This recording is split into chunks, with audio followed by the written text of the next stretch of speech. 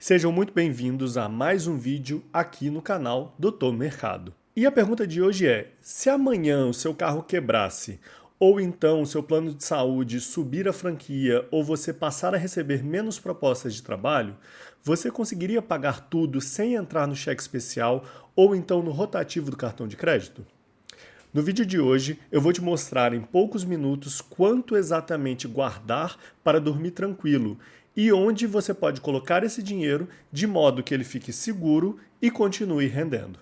A primeira coisa a se fazer é um check-up da sua situação financeira.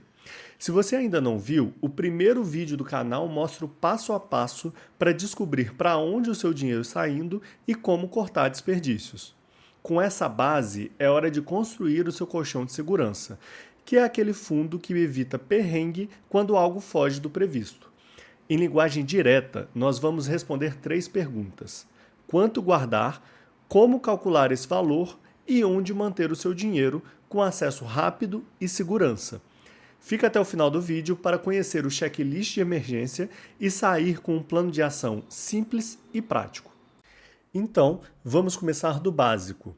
O fundo de emergência é um valor reservado para imprevistos que podem ameaçar o seu orçamento, como, por exemplo, uma manutenção do carro, uma perda de renda ou um familiar que adoeceu de maneira inesperada. Ele protege você de juros altos e evita que você desmonte os seus investimentos de longo prazo. E 2 pilares são essenciais para o seu fundo. Primeiro, a liquidez, que é uma garantia de acesso rápido àquele dinheiro. E segundo, segurança. O seu fundo deve ter uma baixa oscilação. O primeiro passo para você montar a sua reserva de emergência é calcular a sua despesa base mensal. O que é isso? É todo aquele gasto obrigatório e fixo que garante a sua qualidade de vida, como, por exemplo, moradia, alimentação, transporte, saúde, educação, seguros. Aqui a gente vai ignorar os supérfluos. São só aqueles gastos que você precisa manter e que são difíceis de diminuir. Já no passo 2, você vai precisar multiplicar a sua despesa base mensal por um fator de segurança. Você não quer reservar só um mês do seu salário, você precisa ter uma margem para trabalhar com segurança. E aí, a dica é determinar qual é o tipo de trabalhador que você é. Se você tem uma renda estável, então, por exemplo, é um CLT com reserva de férias, 13º, você vai precisar separar de 3 a 6 meses do seu salário.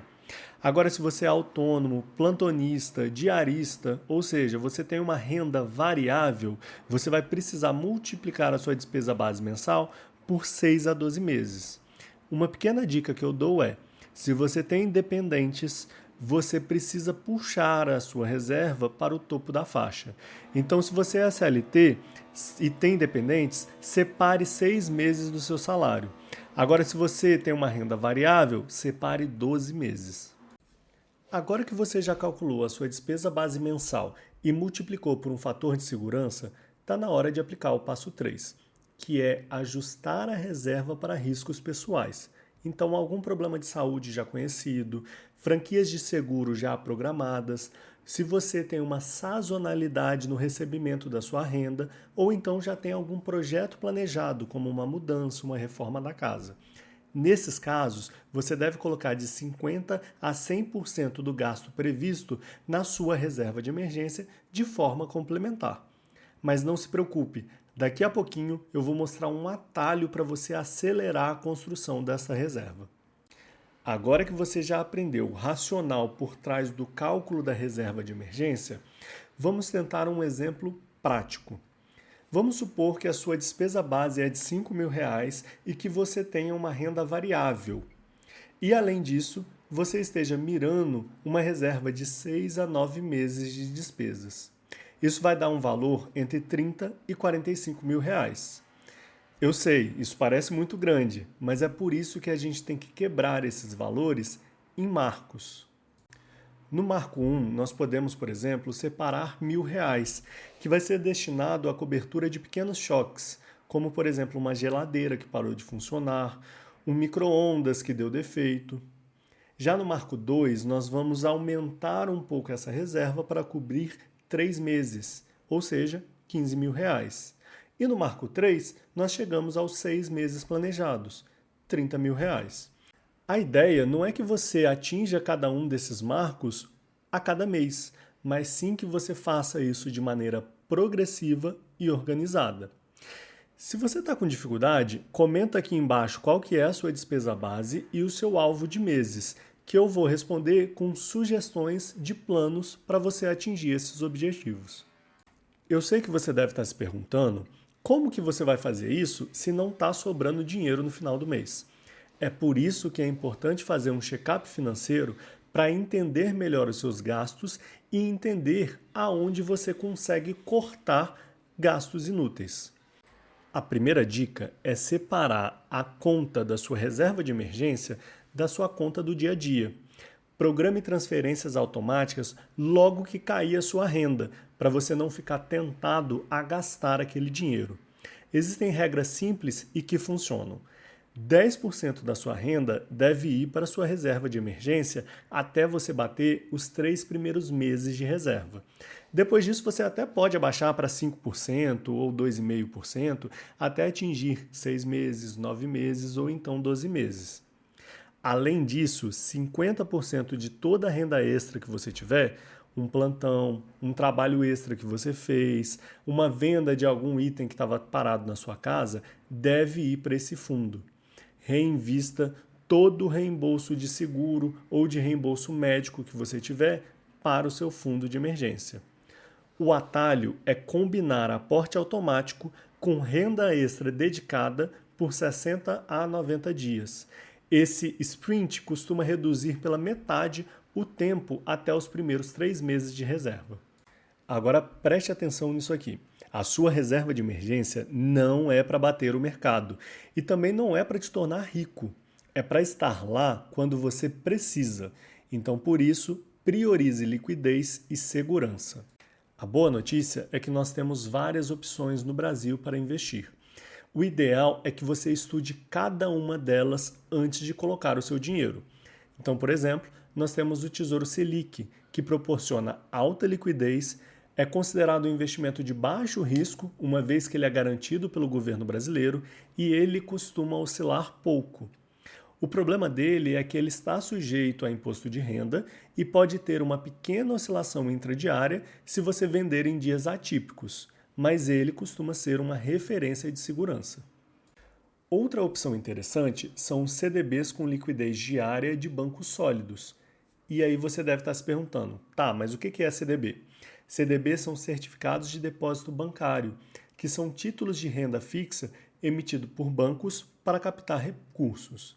Nesses casos, você deve sempre procurar CDBs que forneçam 100% ou mais do CDI. O CDB é interessante porque normalmente ele é garantido pelo FGC, que é o Fundo Garantidor de Crédito, até o valor de R$ 250 mil por cada CPF, por cada instituição.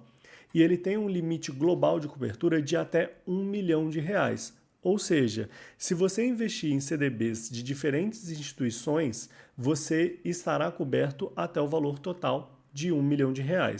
Agora, se você tiver vários CDBs da mesma instituição, você só estará coberto até R$ 250 mil. Outra opção que tem surgido recentemente são as contas remuneradas que pagam próximo ao CDI, que são muito úteis para aquela camada de acesso mais imediato, mas que podem ser muito perigosas, porque normalmente estão vinculadas a fintechs e bancos que ainda não provaram o seu valor e a sua segurança.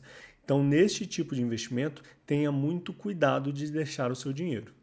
Os fundos DI, ou seja, aqueles fundos que investem em renda fixa, também são opções interessantes, desde que cobrem taxas básicas para a manutenção do dinheiro, porque eles proporcionam uma diversificação maior nos emissores da renda fixa, além de uma liquidez que pode chegar de D0 até D1.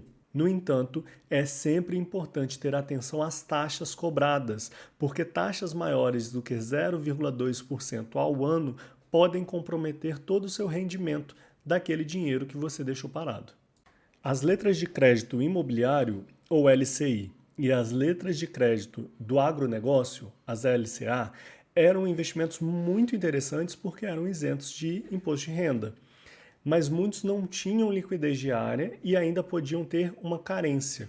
Então, normalmente a gente recomendava utilizar só se tivesse uma janela de resgate compatível e não fosse comprometer a função de reserva de emergência. Hoje em dia, elas têm se tornado um pouco menos interessantes pela previsão de que no ano de 2026 tenha uma cobrança de imposto de renda de até 5%. Então, dentre as opções já destacadas, essa seria talvez a menos interessante ou a que requeira mais estudo antes de ser investido. Lembre-se que muitos desses investimentos possuem imposto de renda regressivo, como por exemplo o Tesouro Selic, CDBs e os fundos DI. O que isso significa? Que quanto mais tempo você deixar o seu dinheiro parado, menor é a alíquota de imposto de renda que você vai pagar. Outra coisa, muitos desses investimentos cobram IOF no período de 30 dias. Então, evite de resgatar o seu dinheiro nesse período para não perder com o pagamento do IOF. Também é extremamente necessário se atentar às taxas de administração e de spread, pois todo o seu rendimento pode estar indo para o pagamento dessas taxas. Evite de deixar o seu fundo de emergência em coisas que tenham uma grande volatilidade, como por exemplo ações, crédito privado, criptomoedas ou até mesmo fundos imobiliários. Os produtos não podem ter uma carência longa, pois o objetivo da reserva é ter uma liquidez que te permita sair de problemas. Previdência sem portabilidade com taxas altas também deve ser evitada. Uma sugestão é que você divida a sua reserva de emergência em camadas.